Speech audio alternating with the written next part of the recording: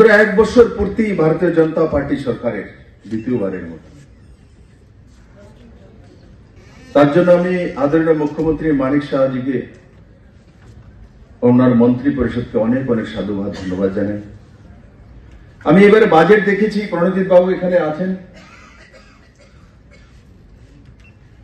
যে 2017-18তে কমিউনিস্টের সরকার ছিল, লাস্ট যে বাজেট 14,000 কোটি টাকার কাছাকাছি বাজেট ছিল। এরা ত্রিপুরার মানুষকে স্বনির্ভর দেখতেই চাইত না। আর তার কারণ স্বরূপ 25 বছরের টানা সরকার, 20 বছরের টানা মুখ্যমন্ত্রী,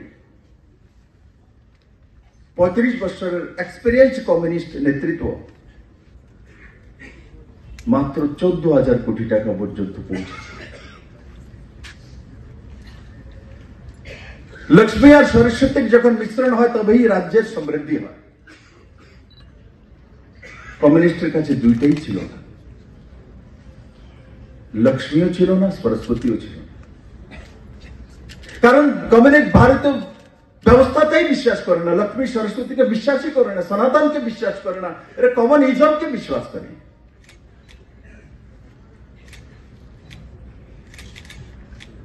এরা চীনের রীতিনীতিকে বিশ্বাস করে। কার্ল মার্ক্স যে নীতি তৈরি করেছে তাকে বিশ্বাস করে। চাণক্য নীতি বিশ্বাস করে না, নরেন্দ্র ভাই মোদীকে বিশ্বাস করে না, অটল বিহারী বাজপেয়ীকে বিশ্বাস করে না, মোরারজি দেশাইকে বিশ্বাস করে না।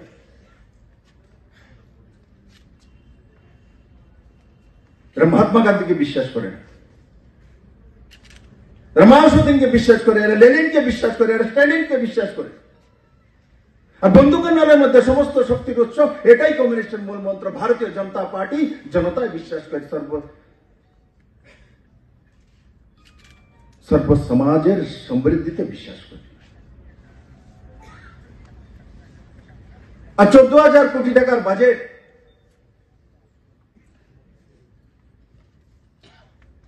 যে শুধু আমাদের মধ্যে নেই, প্রথম ফাইন্যান্স মিনিস্টার আমাদের সঙ্গে। 14,000 থেকে আমরা শুরু করেছিলাম। আজকে আমি মানিক বাবুকে ধন্যবাদ দিব আর প্রণজিৎ বাবুকে ধন্যবাদ জানাই। উনি কোন অর্থনীতিবিদ নন, ইকোনমিস্ট না, কিন্তু আমি গর্ব করি মাত্র 6 বছরে ভারতীয় জনতা পার্টি সরকার 14,000 থেকে নিয়ে প্রায় ডাবল, আজকে 27,000 কোটি টাকা, 27,000 crore বাজেট প্রস্তুত করেছে। তাকে বলে ডেভেলপমেন্ট, তাকে বলে নরেন্দ্র ভাই মোদী সরকার, বিজেপি সরকার। 6 বছরে ডাবল, 35 বছরের এক্সপিরিয়েন্স সরকার মাত্র 14,000 আটকে ছিল।